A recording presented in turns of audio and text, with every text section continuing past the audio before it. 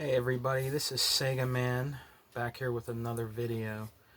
This video was called Inside Sega Man, and I'm going to tell you a little bit about my life when it comes to gaming, how I got started, and where I'm at today.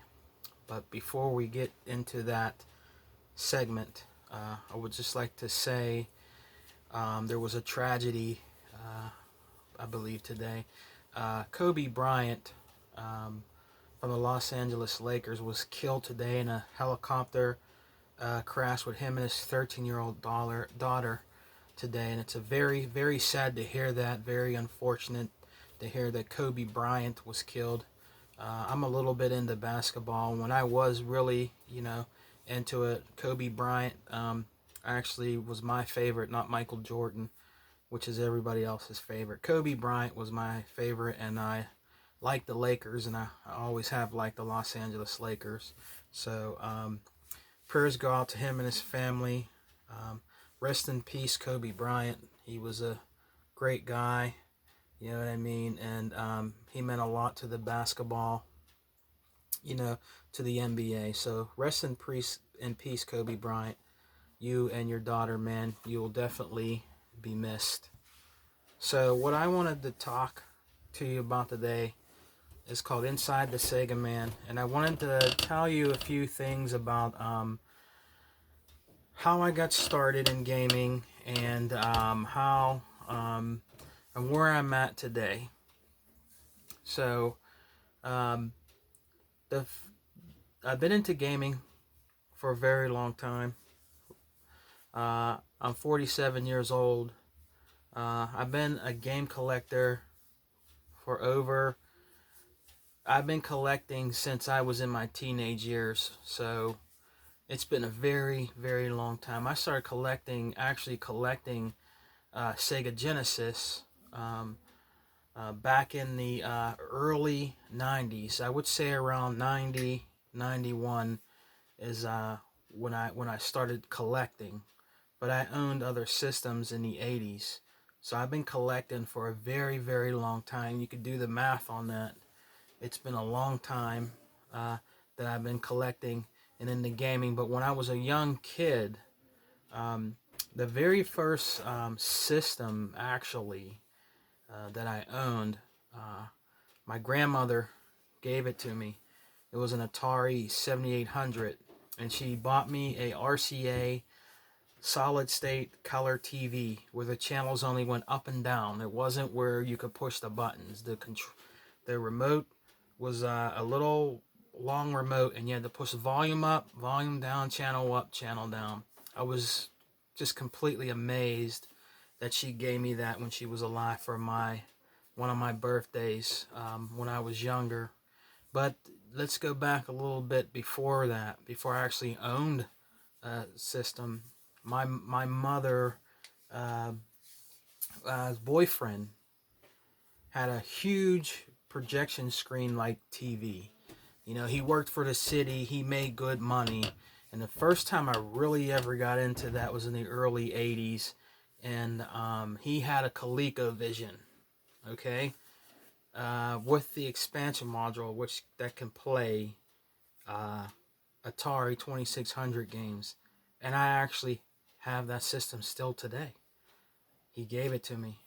I have it with all the games, and it still works.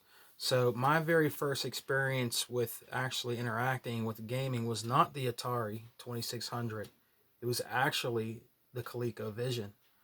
So I didn't get an Atari 2600 later until I started collecting, but I did play it, the Atari 5200 and 2600, at my cousin JR's house that lived in Ohio at the time, in Columbus, Ohio.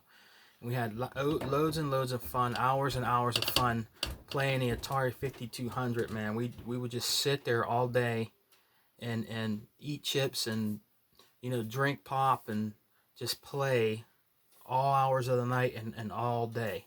You know what I mean? And but my first experience was actually, not when I owned a system. The actual first experience was the ColecoVision. And one of my favorite games back then that he had was the was the Smurfs, and I still actually have that game today. Back then, it was way better, color-wise, color palette for it. Graphically, it was definitely better than the other systems that were out. The ColecoVision was killing the Atari 2600 and television, or I think it was even better than the Odyssey. I own an Odyssey too. You know what I mean? But Odyssey 2 in the box, actually, with games and original controllers and everything. And one day I will show you that on my channel. But I was just amazed by the games on there. One of my favorite games on there was called Zaxxon. You can actually play Zaxxon in the arcade at that time. And I remember it looking like a direct port of the arcade cabinet that was in my local arcade. It looked just like it, and it sounded just like it. I still own that game today. And it was a hard game though, and I kept going back and back and back and playing that game. But graphically, I was amazed by it. You know what I mean? Zaxxon was a great game on there. Mousetrap, you know what I mean? Donkey Kong, you know what I mean? Just great games. The Smurfs, like I told you, they had a lot of pretty decent games on there. There was a game on there called Turbo. It was a racing game. It was an awesome racing game called Turbo. I still own that today. So I started I started actually playing games like that was with the ColecoVision. I still love it today, but my actual first system was an Atari 7800, and I own one today with a slew of games. So, and was very thankful that my grandmother bought me that. It kept me out of trouble.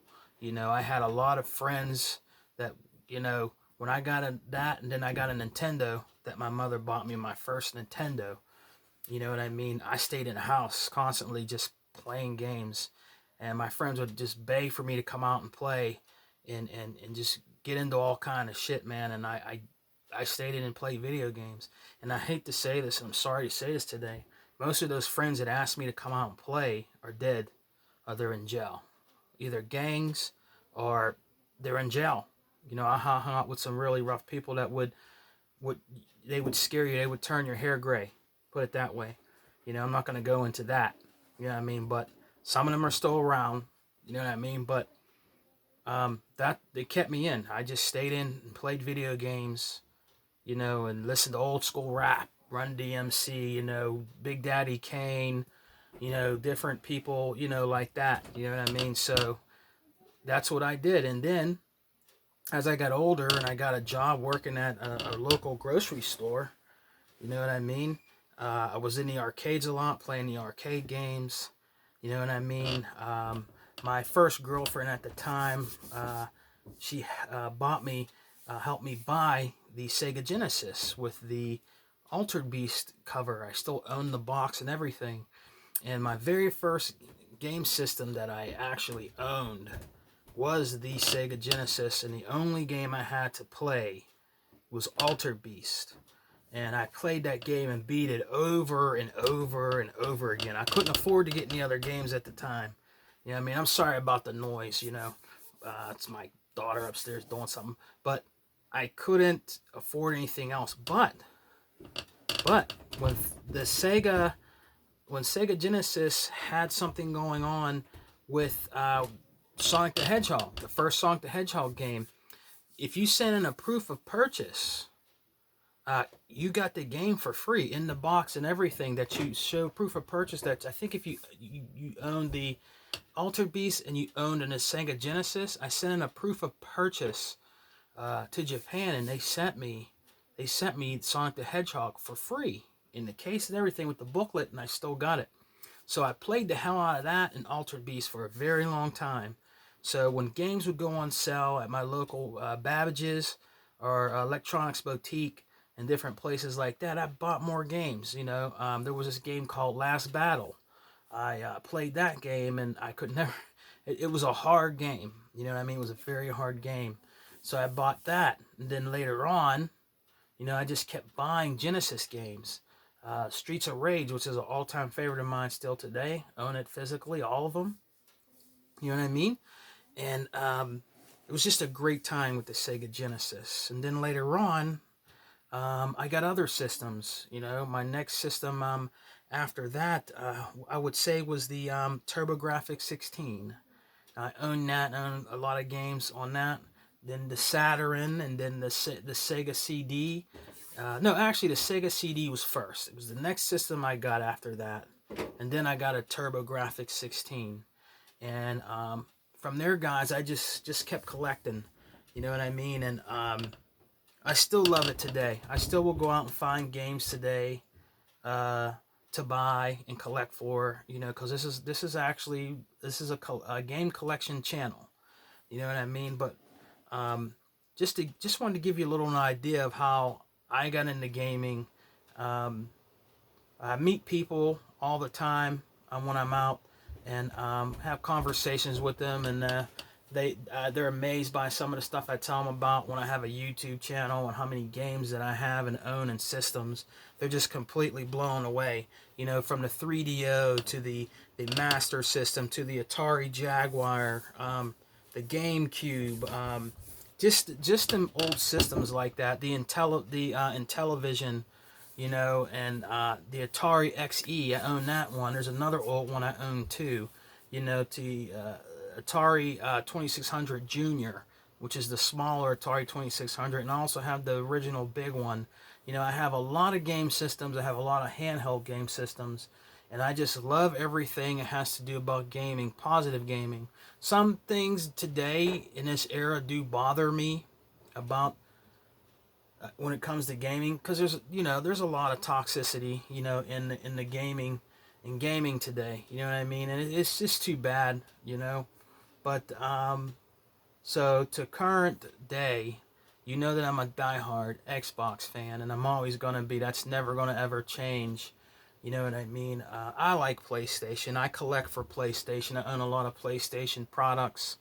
I own a PS1, the little one with the screen. I own a PlayStation Slim, 2 Slim. I own the Fat Baby PlayStation 2.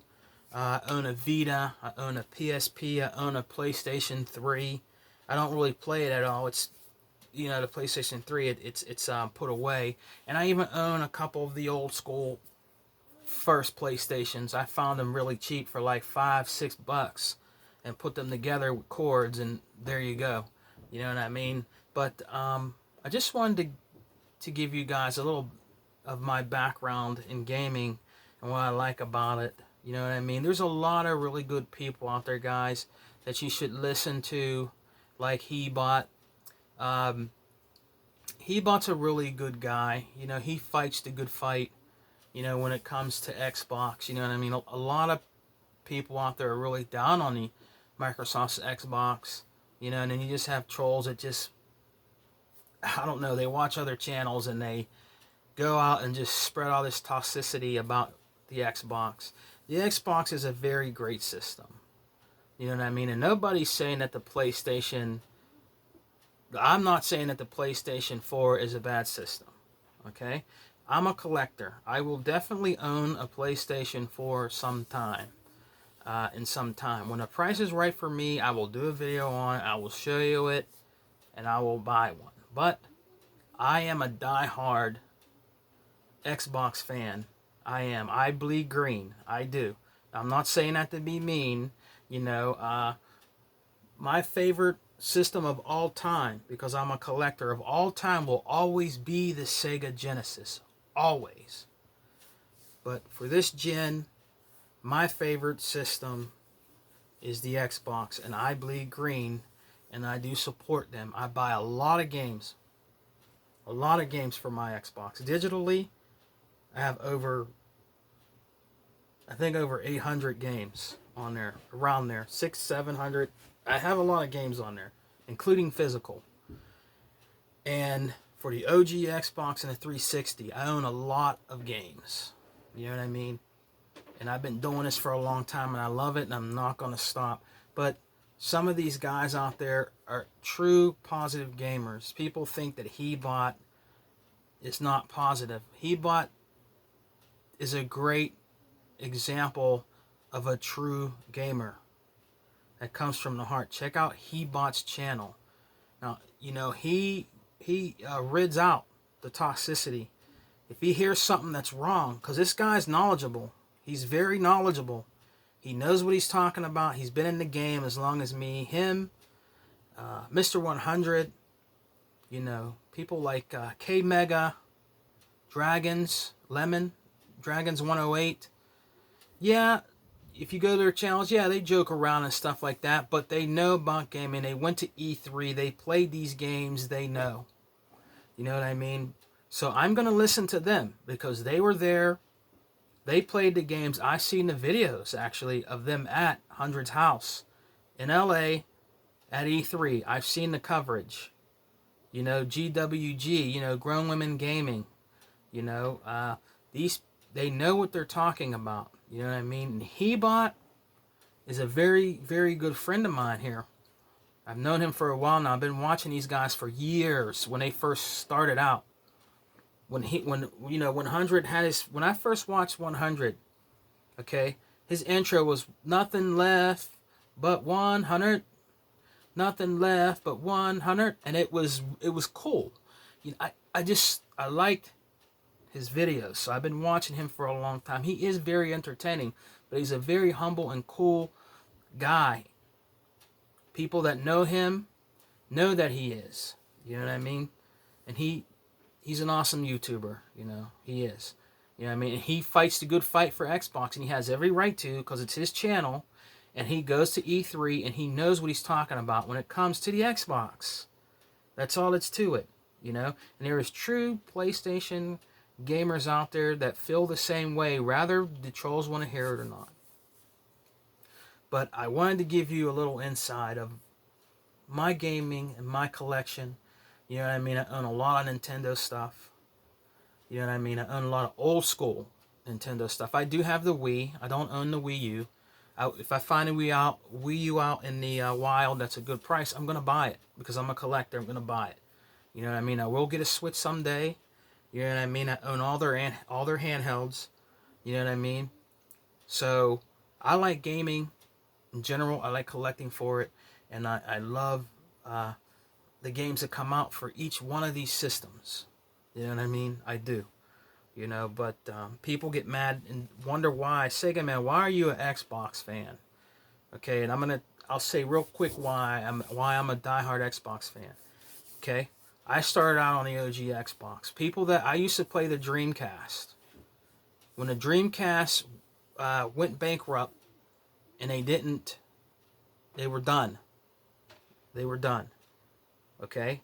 And I actually had a PlayStation rep guy call me 11 o'clock at night because I used to get the Dreamcast magazine, and he asked me if I wanted to switch to the PlayStation magazine. And I said, no, absolutely not. And he said, why? I said, well, the next system I'm getting is the original OG Xbox. And he was like, oh, okay, well, we just wanted to know so we can continue your subscription and just change to PlayStation. I actually got a call about that. So I went and got an OG Xbox at launch. A lot of people that played the Dreamcast, believe it or not, are Xbox fans. Because the Dreamcast, the OG Xbox reminds me, and a lot of other people will tell you this, reminds me of the Dreamcast. It really does. You know what I mean? To me, like I told you in other videos, to me, the new Xbox, I seen it as a Dreamcast too. Maybe it was because it had a lot of cool Sega games on it, but it just reminds me of the Dreamcast. And I never turned back after that. So, and it's the best value for your buck today. It really is. With Game Pass, you can carry all your old school games over from your 360 to your Xbox One. You can play OG Xbox games on there. It's a good investment if you're into gaming. It's a very good investment. It's a very good investment to own an Xbox One, because if you own a lot of games that you have that are back and pat like me, and I want to play it on my new gen system that ups the ante of graphics and making some of the games 4K, and I already own them, I'm going to do that. I don't have to go out and buy the games again. And it's just the best value for your buck, in my opinion. And I love all the games on there. Gears of War is my favorite shooter. It'll always be my favorite shooter of all time. Gears of War. Any Gears of War, I will own it. So, Just wanted to tell you guys about how I got started in gaming, a little bit of my background on my life and childhood in gaming, and I hope you guys enjoy the rest of your Sunday evening, and I hope you guys are playing the games you want. And I also want to say to all my good friends out there that subscribe, thank you for subscribing and commenting on my videos. Let me know in the comment sections what got you into gaming. I would really like to know what got you into gaming and or collecting, and I would like to know a little bit of background and your stories about gaming. So you guys take care, and I will see you next time in another video. Xbox for life for me. Peace. Sega Man out.